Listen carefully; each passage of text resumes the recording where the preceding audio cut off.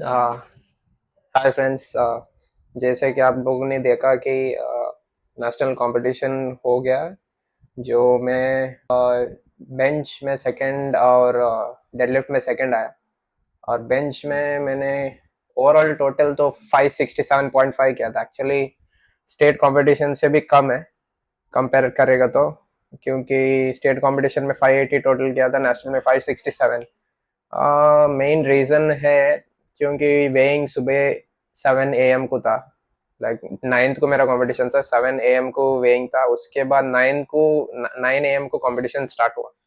तो एक तो मेरा बॉडी वेट कट करना था। मैं ऑलमोस्ट 68 किलोज था। 68 से मैंने 65 तक लाया, 6500 ग्राम्स तक हुआ था बॉडी वेट, क्योंकि वेदर भी बहुत ज़्यादा गर्म था और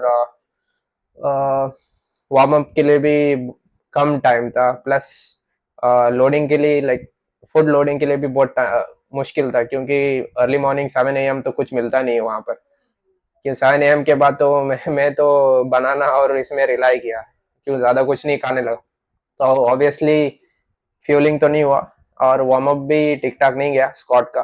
तो फर्स्ट लिफ्ट दिया था 190 क्लियर किया, और सेकेंड लिफ्ट 200 दिया, लेकिन उनको ज़्यादा सिटिंग चाहिए कंपेरेटिवली।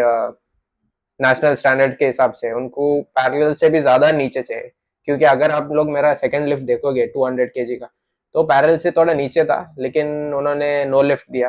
फिर थर्ड अटेम्प्ट मैंने फिर से 200 अटेम्प्ट किया, लेकिन मैं फेल हुआ, ऑलमोस्ट एग्जॉस्ट हो गया था मैं। उसके बाद बेंच स्टार्ट हुआ।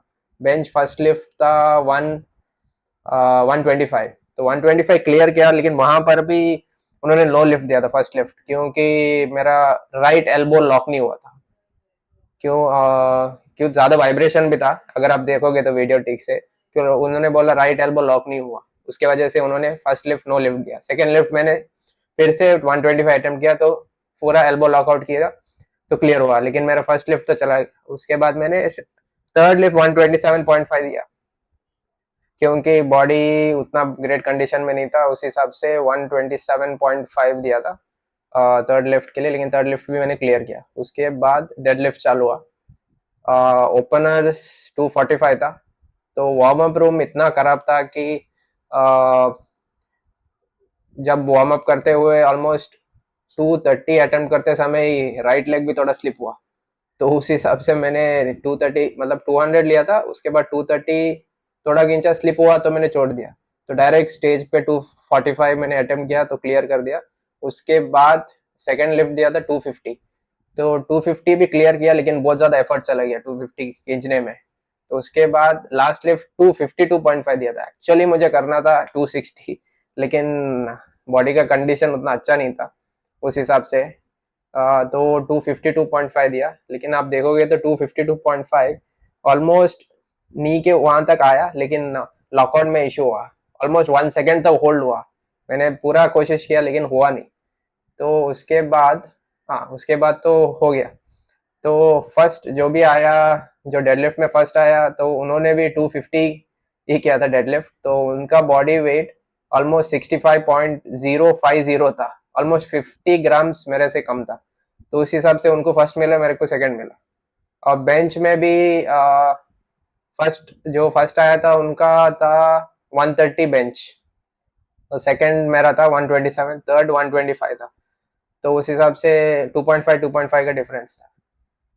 तो वही था। देखा जाए तो सब कॉम्पिटिटर्स का परफॉर्मेंस एक्चुअली कम था उनके स्टेट के टोटल के हिसाब से। जो उन्होंने स्टेट में किया था वो सेम टोटल किसी ने किया नहीं।